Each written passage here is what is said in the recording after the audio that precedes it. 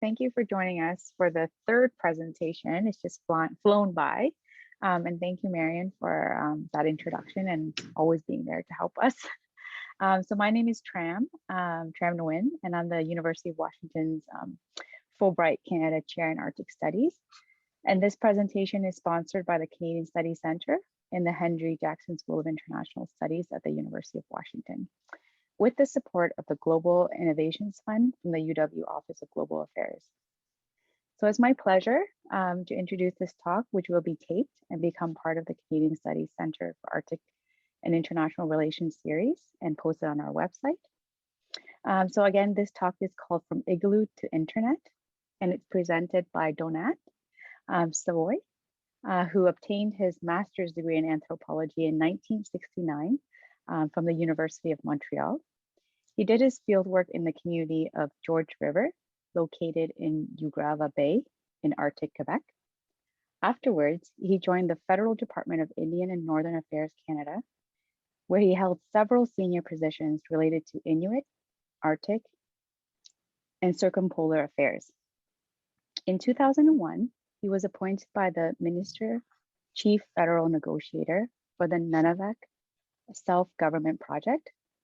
Nunavik is an Arctic region located in Quebec, where Inuit live. Appointed in 2005 as the first executive director of the Inuit Relations Secretariat, the position created in the context of the Kelowna Accord signed by the Prime Minister of Canada and premiers of all Canadian provinces and territories. So this includes the Yukon, Northwest Territories, and Nunavik. After his retirement in 2006, he was invited by the President of the Makivik Corporation to work on various files. He worked for Makivik until 2018.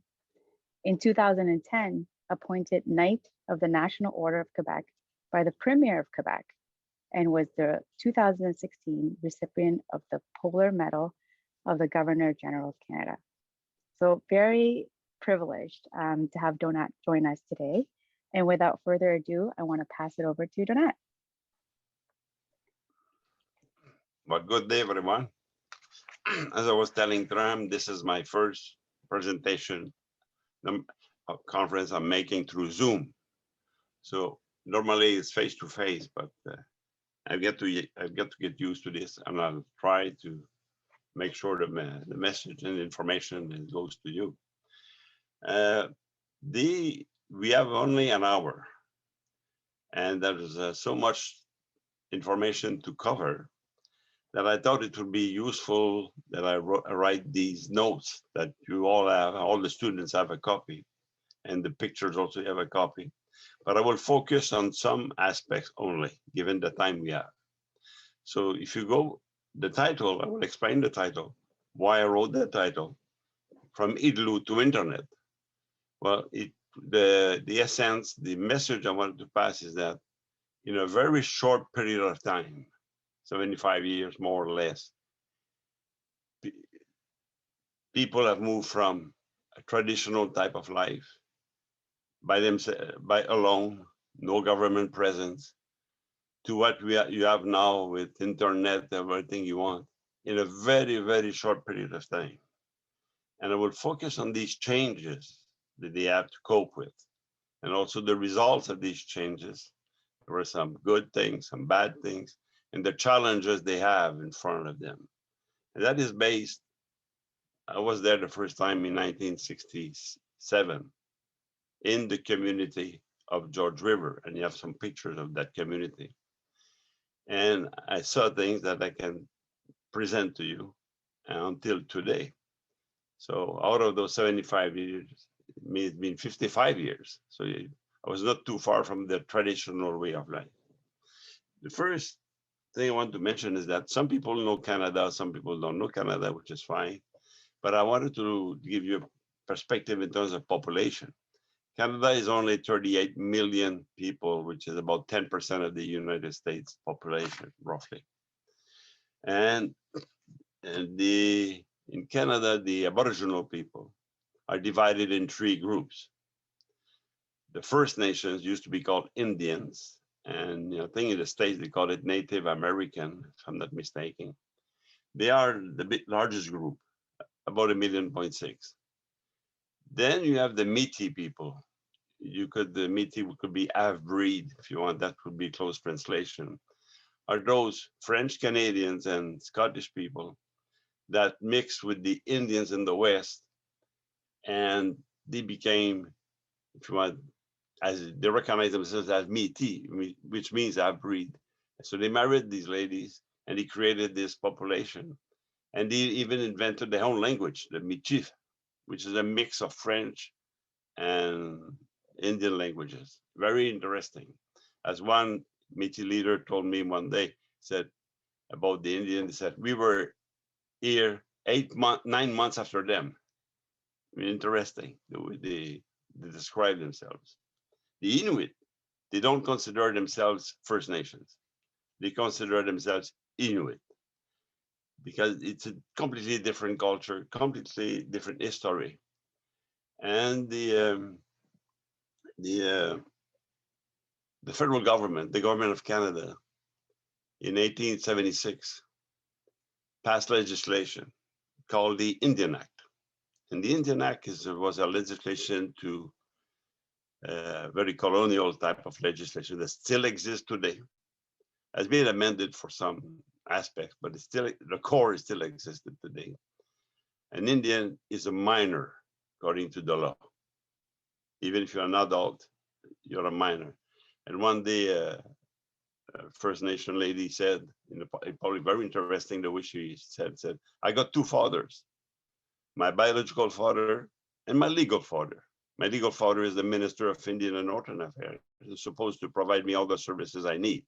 Of course, but that was the way she proceeded, and she's right. That's the legislation they stuck it to live with right now. While the Inuit, they were so far, there was absolutely no interest in those lands, so cold. So they were really forgotten in a way. And some Inuit said one day to me, Dona, what protected us from the Indian Act is that it was so cold in our country, nobody would care coming because there's no agriculture, there's no farming, there's nothing. So we're forgotten. In the cold, save us.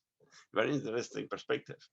So for Inuit, we said Inuit, and for First Nation, I just want to make that clear because some people, not because they want to offend anybody, but sometimes they get mixed up in all these denominations. But just want to make sure in Canada, this is how it works.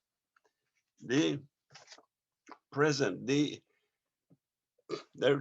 Inuit are the last group of Aboriginal people that came from Asia.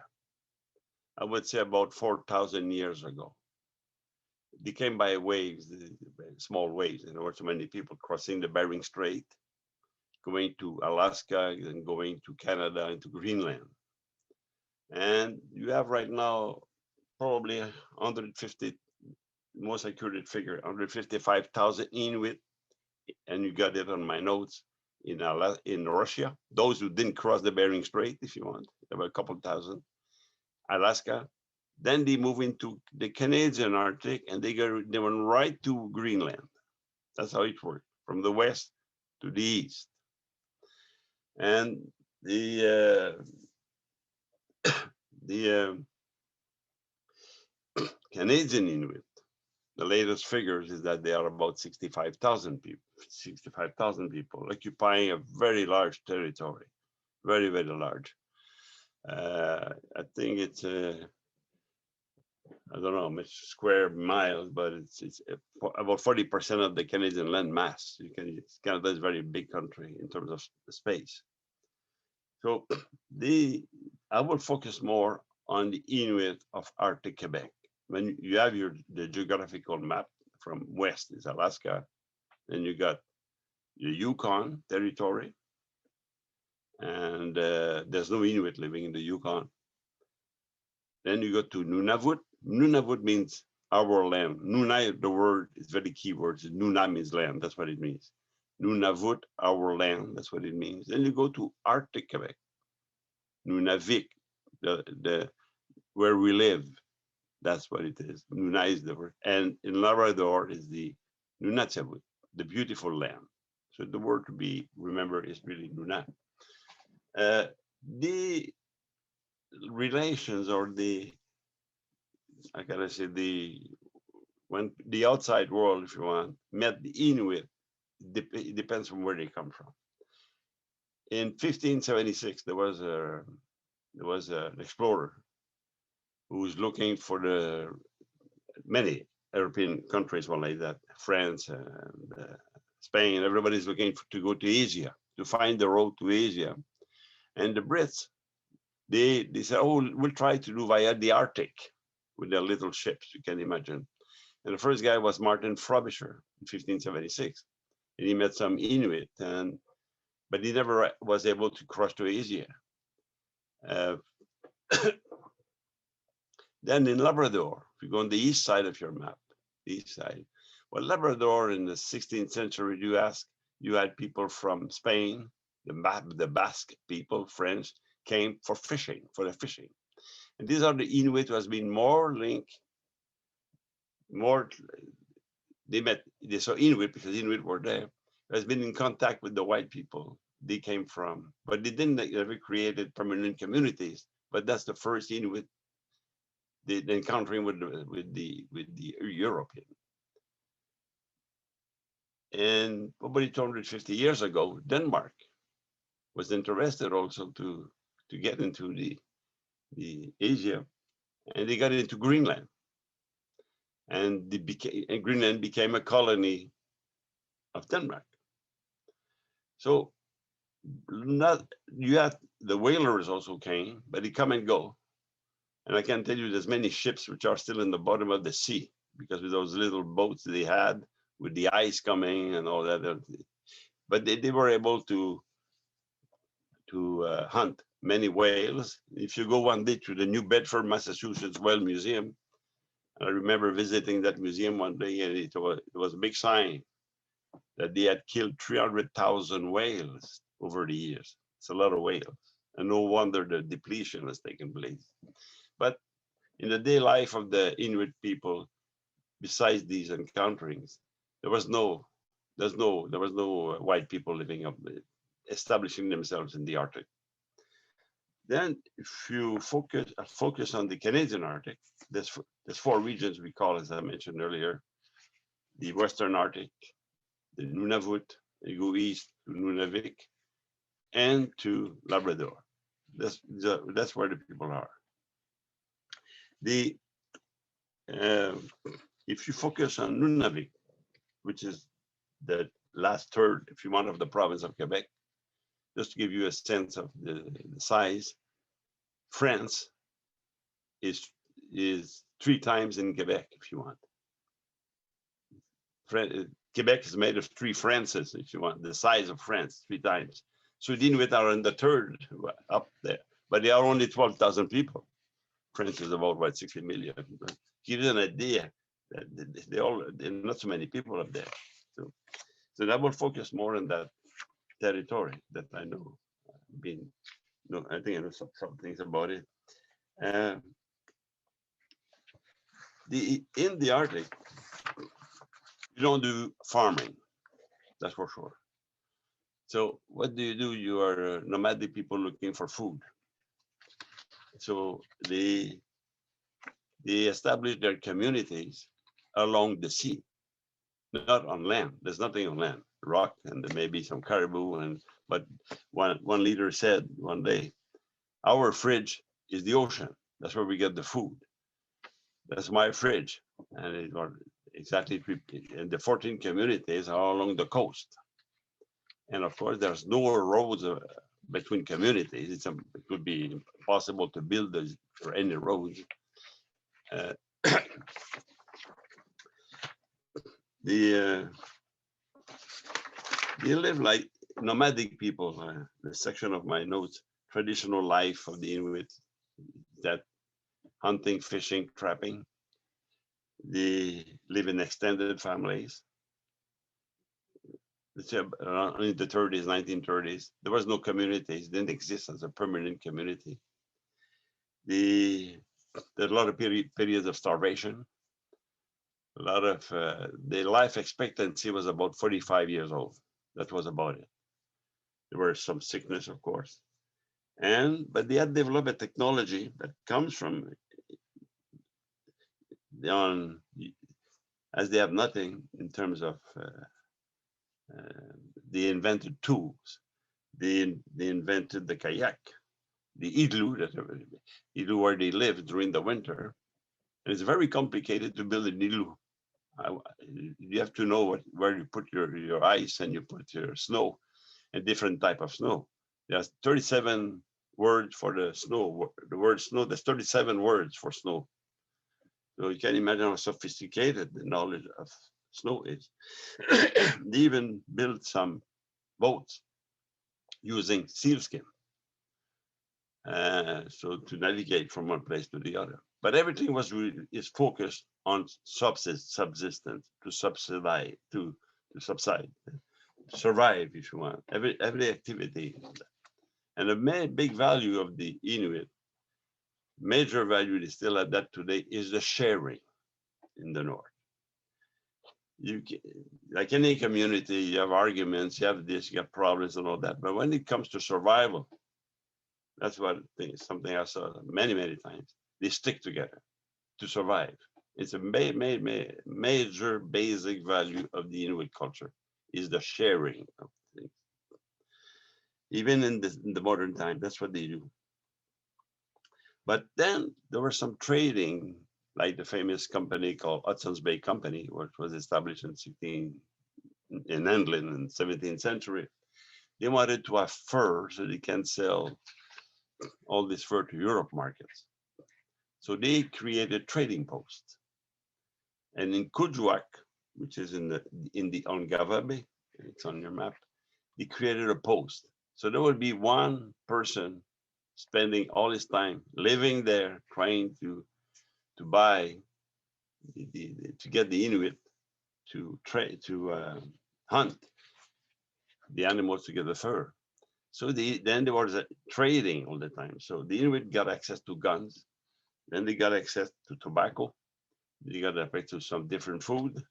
So it was, I would say, the first major access to the outside world through the Hudson's Bay Company. The Hudson's Bay Company did not have a good reputation among the Inuit. They used to call it HBC, here before Christ, because the company, of course, made a lot of money from the Inuit, but their reputation was still today very bad. There's no more Hudson's Bay stores in the Arctic, but they do remember what the Hudson's Bay did, and the bad things they've done. But that was their first major encountering. Another one was the missionaries, because there was a Catholic church and the Protestant church. And they were competing, the two churches were competing to save the soul of these pagans, quote unquote. But that's only the presence of a very small presence of the non-Inuit in their territory. And so, but for example, in '67, when I got into Kuujjuaq, there was two missionaries, and it was Hudson's Bay store. And some government people had come, but a very, very small population. So, but I want to focus a little bit more on the changes. When did it happen, and the strength of these changes? You have to go back to 1935, those years, and the changes were drastic. They moved from nomadic to permanent communities. Communities could be very small population. When I was in George River in '67, we were 100 people, 3 whites, the government guy, the teacher, and myself. That's it. So then when you move from nomadic to permanent, the values change. It's a different thing. You have so many people around. Different family. That doesn't mean they always get along, of course, but you're living together. So it's quite an adjustment for Inuit to move from nomadic life to permanent communities. The major factor that made the Inuit in the world was the World War II. In the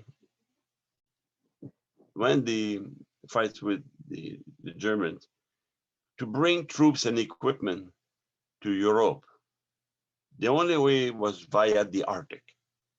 So we had a set of military sites right from the somewhere in the States, I can't remember exactly, on the East Coast somewhere, and it went up to Arctic Quebec, then it went up to Baffin Island, which is above Arctic Quebec, then it went into Greenland.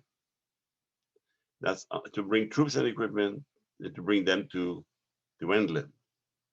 On the other side, after Pearl Harbor in 42, the American U.S. the USA got into the war, but they wanted to bring troops and equipment to Alaska because they were afraid the Japanese would attack through Alaska.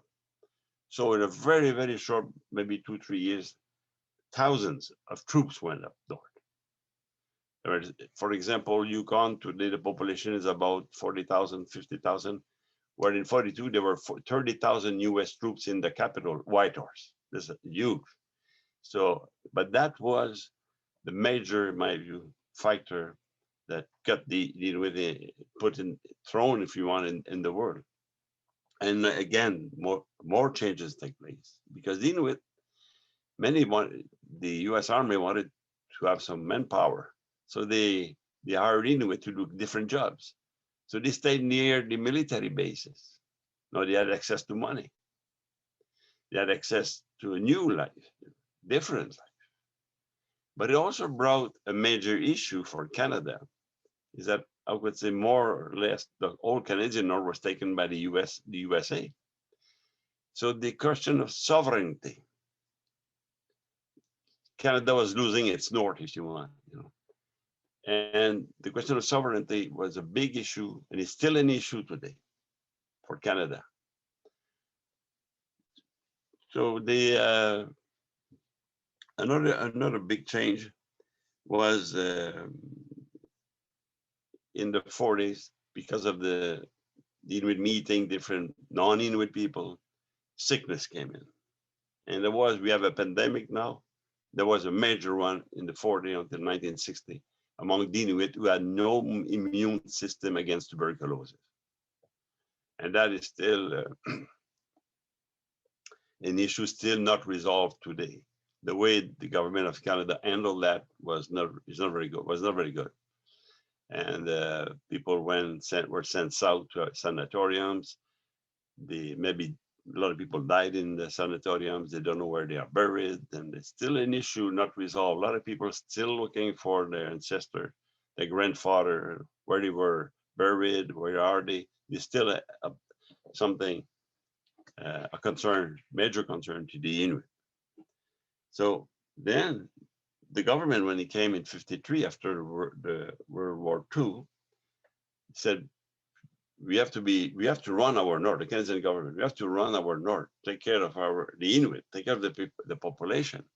Before that, I don't think it was not a concern, but that became a major concern. So they established a department called Department of Northern Affairs, established in 1953. That department had two roles: to administer the North, to have a presence in the North, and what they call Eskimo affairs. That's in the legislation, to provide services to the Inuit. And Canada has been criticized a lot by the US that they have not been taking care of their people. So, for example, in Kuujjuaq, in Arctic Quebec, it was the US Army providing medical services to the Inuit. So Canada, they finally woke up and they decided to take care of their North and provide services to the Inuit. The way it was done, they said, we're gonna establish permanent communities so we can provide them service, which is not a bad idea, because starvation was still there. When you hunt, if you have nothing, well, you have nothing. A lot of people died of starvation. I was lucky to live when I went to the community of George River to live with a guy called TV Ituk. He's still alive today, he's 93. I live with him and his family, a little shack we had. And I learned a lot from him. And TV told me one day, he said, Dona, I met my first white man when I was 10 years old. He was born in 29. I didn't know white men existed. You can imagine, it's not a long time ago, and he's still alive, TV. Can you imagine the view they had from the outside world? They completely isolated. That's why I called it from igloo to internet, because they were living in igloos. And in summer it would be in tent. And I remember living with them. There was no store, nothing. The only activity you do, priority, find food. Everything was geared around that activity, everything. And one day, I remember we had, it's a fact, we were, well, no food for 3 weeks. So we were eating bannock. Bannock is a kind of bread made of flour, water, and sugar. That's it, and oil. That's it. You eat bannock and tea. The day after, you eat tea and bannock. That's on and on for 3 weeks. And I realized there's no food. Nobody has food. Nobody. And you cannot get food. So everybody went all over the place to try to get some food. Finally, we got some fish.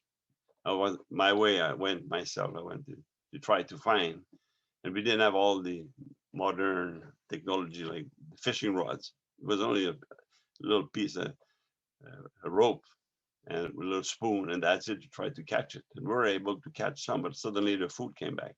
But they were many times close to starvation. And that was the closest example I've seen as myself. So when the government came in regarding education, they established a system. And the system was, we will teach them things from the South. The programs of teaching were from Manitoba and Ontario. And we'll be teaching them in English. No teaching in the Inuit language. That's the way it was started. It has changed since today, but those days that's the way it worked. And for medical services, it was a minimum. First, it's complicated to get into the north those days. In George River, there was no airport. There was no airports. So in the winter, you go by ski. In the summer, you go by floaters. Before the ice breaks, you got 3 weeks. There's no link whatsoever to get in or get out of the community. It was at the beginning to establish a kind of infrastructure in these communities. But for the Inuit, they used to move all the time. Now they're gonna stay in one place. So they created a lot of problems among themselves because the trams or the subway don't get along, but you're stuck in the same community. So that these changes was major. But also the question of sovereignty. Canada decided in 53, it's our north, it's the Canadian north. We're gonna send some Inuit to the high Arctic, where it's 6 months dark and 6 months light. So to establish the sovereignty. But that was a disaster, of course. People are not used to live in that kind of environment, although they're Inuit, but it's a very different environment. You have to know the land, you have to know the resources. So that was another way from the Canadian government to establish their sovereignty. But there was a cost, a human cost to this.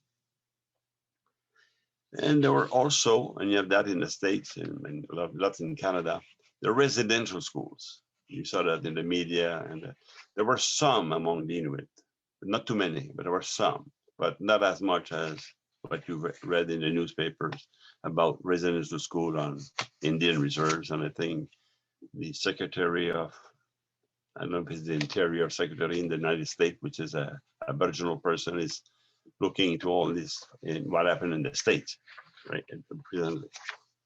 So I would say from 1935 to 1975, all these changes happened at the same time. So it really shook up the Inuit population.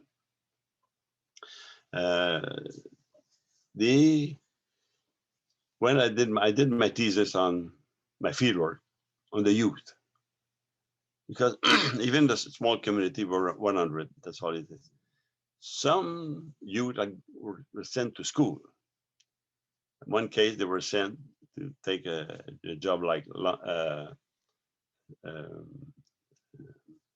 plumber, like plumbing. There's no pipes in the community anyway, but they were sent to learn these new skills. So they never felt they were not hunters. They were studying to be a plumber. There's no jobs, of course, those days for a plumber or a carpenter. There's no wood in the Arctic.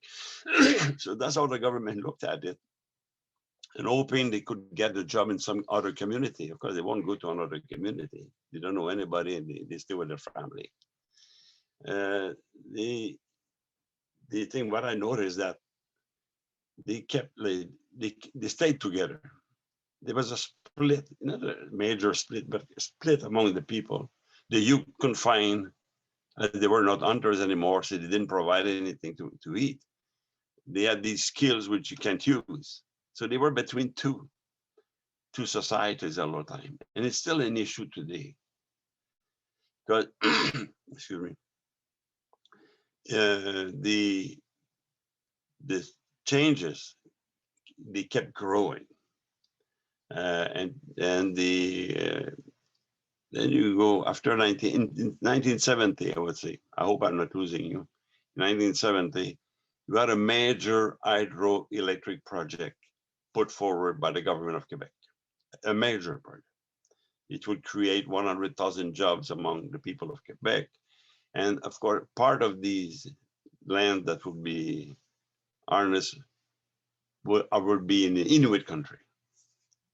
But also the southern neighbors are the Cree Indians. Also there. It was a major project. And the Inuit and the Cree Indians, they got together and said to the government, we have territorial land rights here. We live here. And so there were negotiations taking place until 1975. And they negotiated a treaty, a modern treaty, because sometimes we refer to treaties of the 19th century, which is about 2 pages, whatever that means, God knows. But it was a more sophisticated, more developed kind of treaty.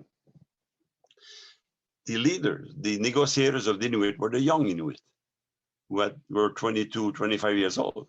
They were negotiating a treaty under the advice, of course, of the elders who didn't know anything about treaty, but they knew about the land, but they knew about this concept of having a treaty, an agreement. So it was the young leaders, many are still alive today, who had negotiated this first modern treaty in Canada, which became a model for the other Aboriginal groups to negotiate their treaties. So they were very innovative. And you can imagine a day-to-day life, you don't have enough things to eat, then you're confronted with a bunch of lawyers that are going to say with you a treaty. So the adaptation is one of the key things with the Inuit. They know how to adapt. If they didn't know how to adapt, there would be no more Inuit today, that's for sure. And they were never afraid to adopt new ways of doing things. That's probably the 2 main elements I would say that summarize well the Inuit culture: to adapt in different areas and to adopt different ways of doing things. So they negotiated that treaty. It was signed in 1975. And in all these negotiations, they said they would like to take control of their own lives in this new modern system. So they negotiated the creation of a school board run by the Inuit. They never had a school board before. The school board was the tundra, where they hunt and fish. That was the school. But in the modern world, if I can use this word, modern world, they had to have an organization. So they established a school board. The school board has a lot of powers in the north. From kindergarten to elementary class, high school, and then they support those that had to go south to study, to pursue their studies. But it's a new way of learning. because of the world had been changing, after learning things. So, but they have a school board, and it, of course, they now being developed a lot since 1975. The first 3 years at school are taught in Inuit, in their own language, the first 3 years. So the question of not losing the language, a very big issue for them. Then after that, you can choose continuing in French or continuing in English. In Quebec, you can choose. And some more and more Inuit leaders are now trilingual. They speak Inuit, they speak English because it's the world language, but also as they live in the province of Quebec, which is a French language province, they learn French. I said, geez, in Canada, I'm French speaking. I speak both language, I speak French and English, but it's not exactly the same thing with English Canada. I'm just doing a little parenthesis here. They speak English and that's it. We speak two because we are a minority, and by Inuit they speak three. It's quite a good example of how they adapt to this modern world. And of course, they're very proud to say so, and I don't blame them at all. Then they created the health board. Before, the health services were provided by government, a different way, not taking into account how the Inuit were thinking, but now they have a health board. They run it. And of course, they have some non-Inuit specialist doctors and that come and provide services, but the whole system is run by the Inuit. The whole board of directors are Inuit. So during this pandemic, for example, the pandemic didn't get into the Arctic Quebec. Suddenly they'd gotten aware or not that the pandemic the COVID got into the communities. The mayors of the 14 community closed every community. You cannot travel from one place to the other. No travelers from the south. And that's how they had a good control because they knew about tuberculosis that happened years ago. They were afraid there'd be another crisis. So they were able to do that because they control their own health board. The third organization they established is called the Katsumi Regional Government. It's more an administration who supports these communities. And of course, just want to explain that these communities are not Indian reserves. There's no reserve exists in them. They are municipalities, legal status of municipalities, elected mayors and of the community. They support each of these communities because the smallest one has got maybe 200 people, and the biggest one is Kuujjuaq, the capital, is about close to 3,000 today. So the economic development goes through them, environmental issues, the airports, and so they take care of all the infrastructure. And very interesting, in the case of the Katsumi regional government, the 70% of the staff are Inuit. Because at the beginning, when they established that Katsumi regional administration, they didn't know all these things. They said they would hire some white people and said, okay, you'll do this. Can you now also in your responsibilities to train our people? And that's they've been doing that all the time. Now that's why you have these figures, 70% are Inuit, because they thought training in this changing world is very key. How this world functions outside, we don't know exactly, but we're gonna get some people we trust.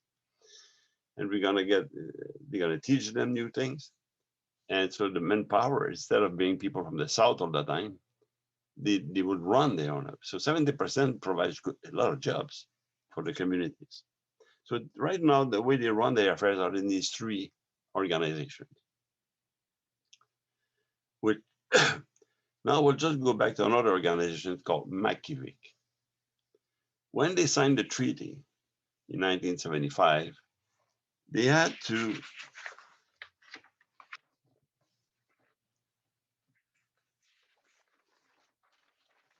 to agree to the extinction of the land rights over the territory.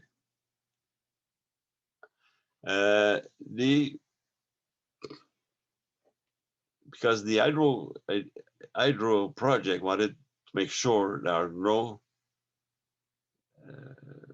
other outstanding land rights, to make sure they can go ahead with the hydroelectric project. So they had to accept that. But at the same time, they wanted to say, we want some compensation, money compensation. So they got some $1 million, and but nobody knew how to run this money. I wouldn't know what to do with $10 million anyway. But you can imagine them. So what they decided again, we'll hire some people who know to run the money and to train our people how to make investments. So Makivik is a private organization that every Inuit person is a member of the Katsumi regional government, of the Makivik Corporation. There's no non-Inuit. It's I could say quote unquote ethnic organization, and they learn how to run this money and they invested it. So and that's a success story. The economic development by the Inuit for the Inuit is a success story. I think it was, I can't remember exactly, 10, 15 million they got. Now it's worth $500 million.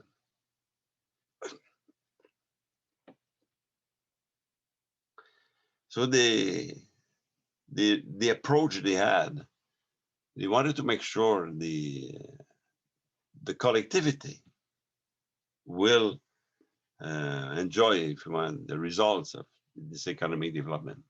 The funds are not to be given to individuals, never, only for the common good, for the collectivity. They have 2 airlines they own right now.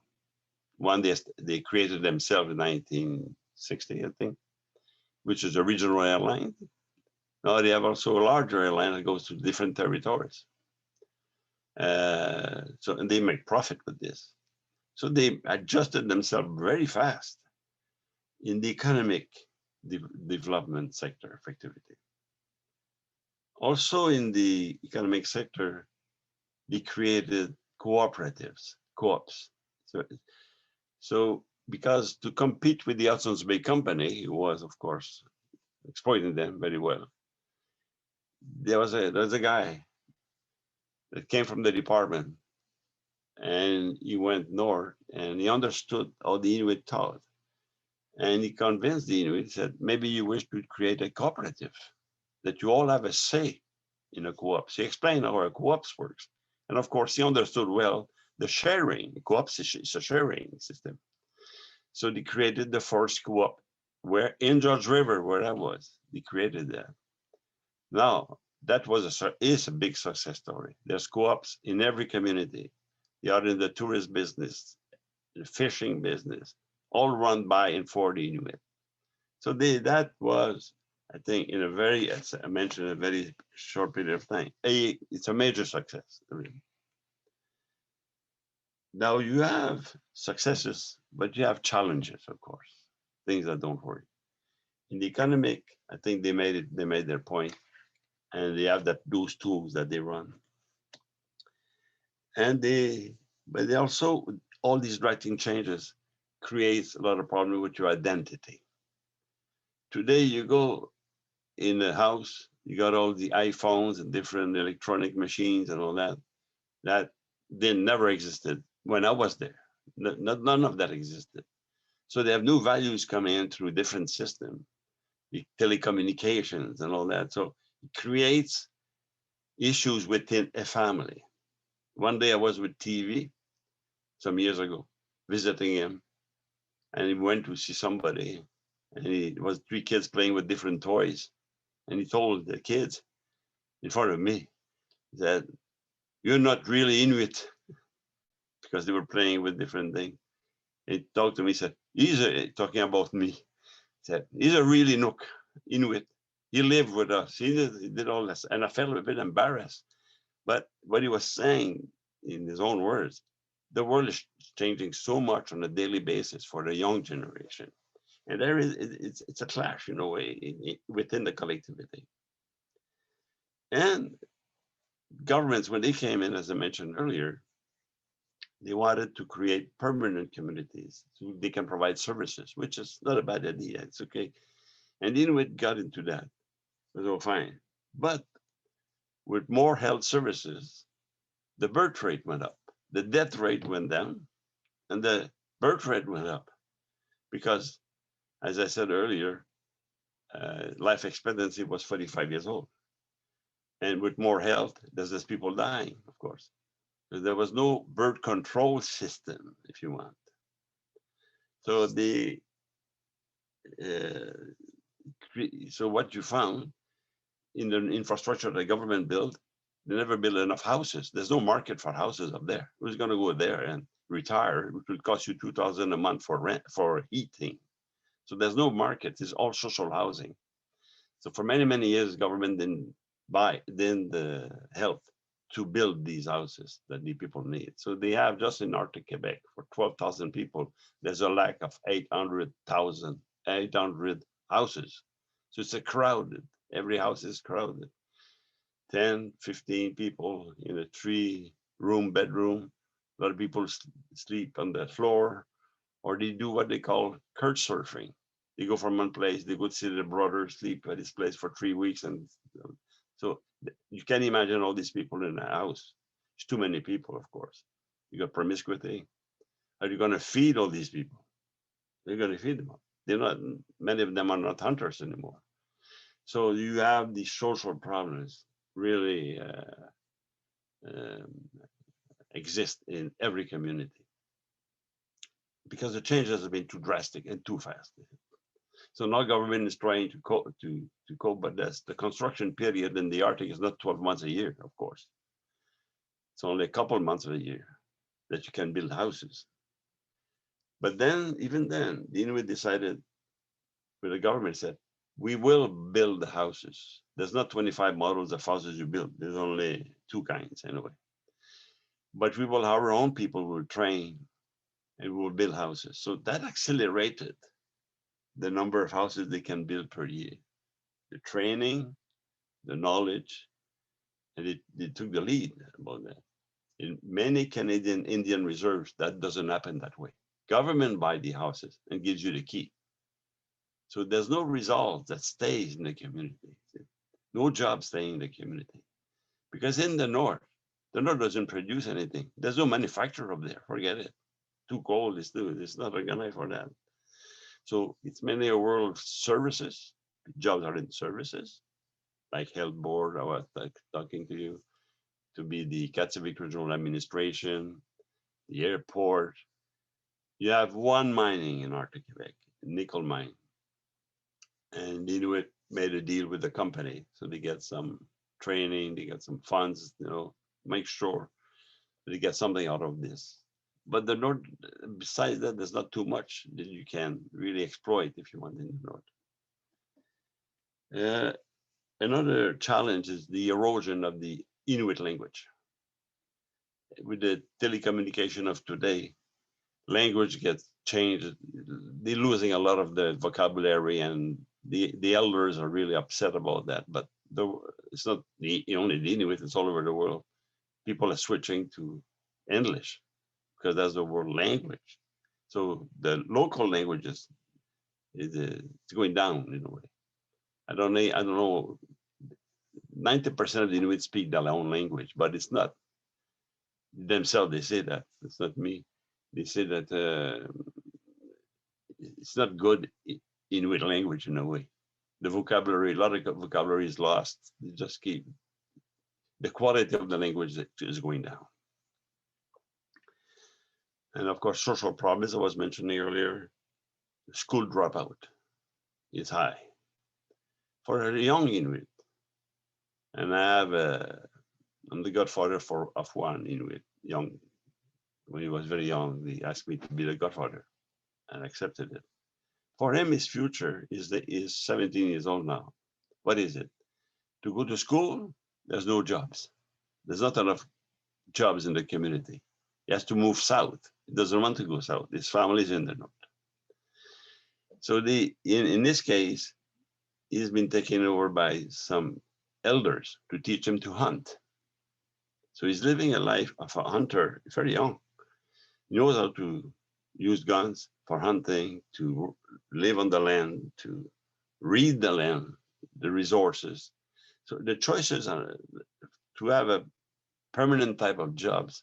And there's a lack of jobs. So people see, why should I go to school? To learn what? There's no job for me.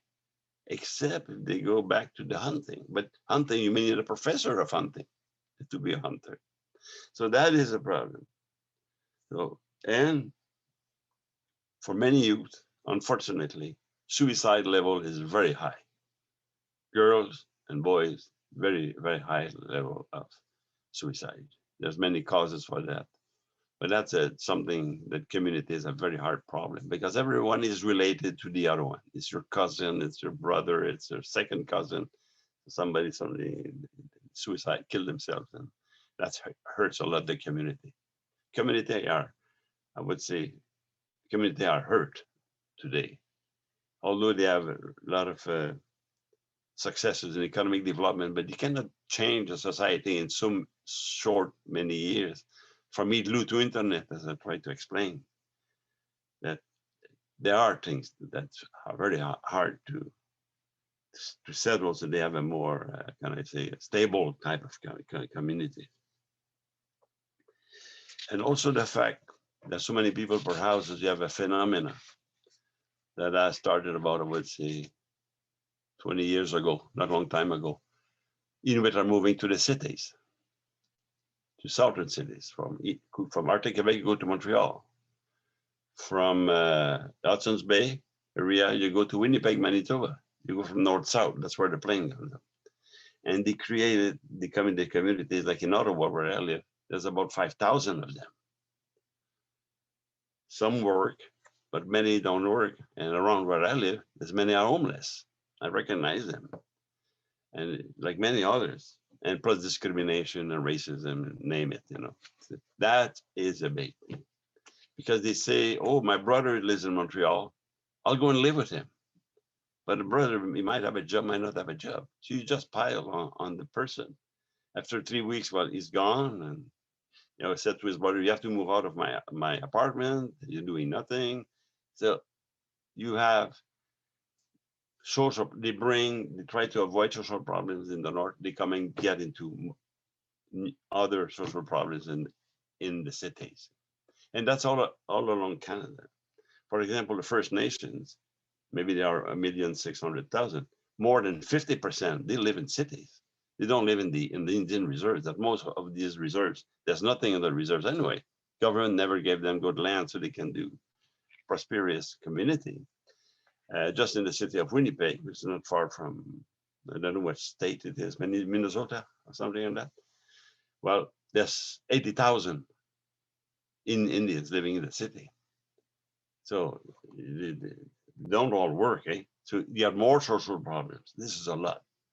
But the Inuit, they have they're interesting to see them. In Winnipeg, there's 500 of them, but they stick together.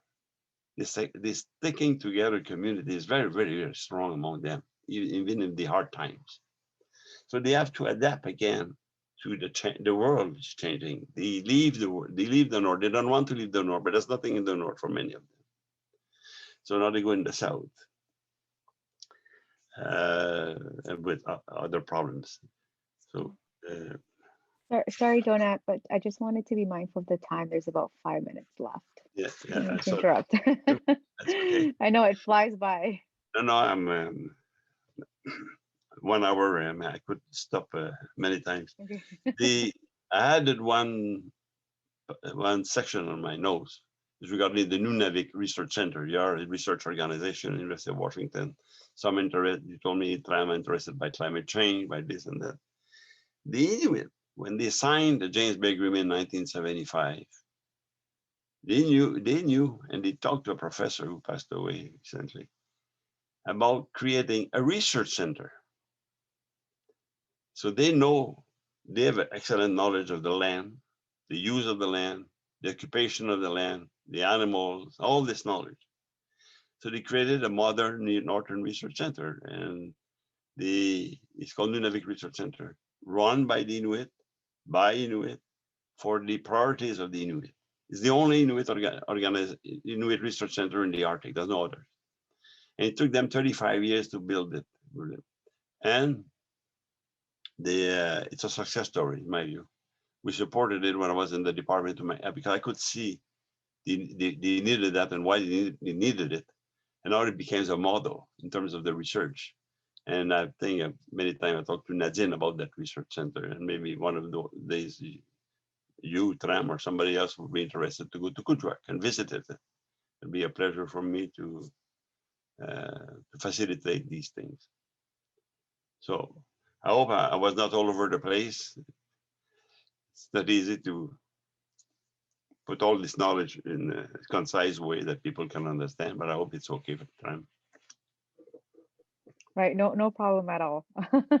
And the students have the notes, and Marion can help to circulate some notes and photos. So no problem at all, Donat. So we do have 3 minutes. So maybe if those outside of the class have a question for Donat, please feel free to write it in the chat or ask your questions now.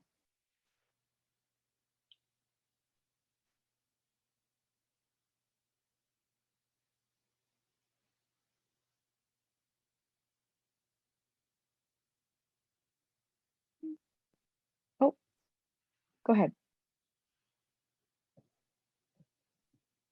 Hello, my name is Stanislav, originally from Siberia. I'm based in the U.S. Thank you for your presentation, and I'm really curious about the changes Inuit face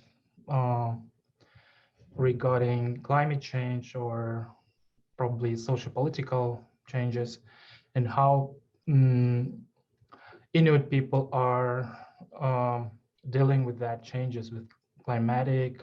So sharing, for example, in our land is also changing due to market economy, due to climate change. So people stopped sharing because of money, capitalism, and so on. And I was just curious, what's the situation in Canada and Inuit? No, thank you.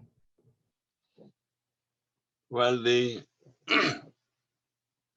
I think in terms of, because you have two parts of your question, climate change, the environmental issues, and also the socio-political, if I understand well, issue that you want to raise.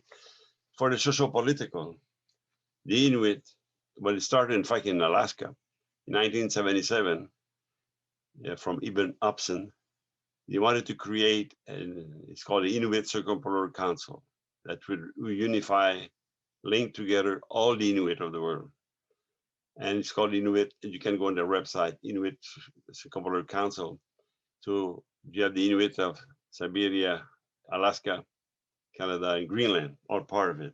They have a vice president for each region. And they work a lot on all the issues of climate change, because climate change is more than in a specific region. Of course, it's all the North and the world. And I would suggest, if you have a second, go on their website and see all the projects they're doing to understand and try to cope with the climate change. There was a lady called, her name is Sheila Watt Cloutier. I can send the name to Tram, you can to you if you want. She was nominated to get the Nobel Prize. And it was in fact your vice president, I can't remember the name in the States who got it, who worked a lot on the environmental issue. I can't remember his name, the vice president, but she was the number 2. She was chosen to receive that prize. And she wrote a book that unfortunately I didn't put it in my list of selected references. It's called The Right to be Cold.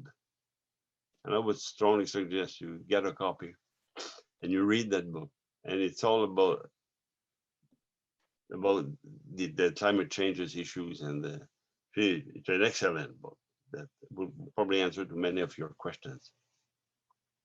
So sociopolitically, they are organized at the international level. They have a special status at the United Nations.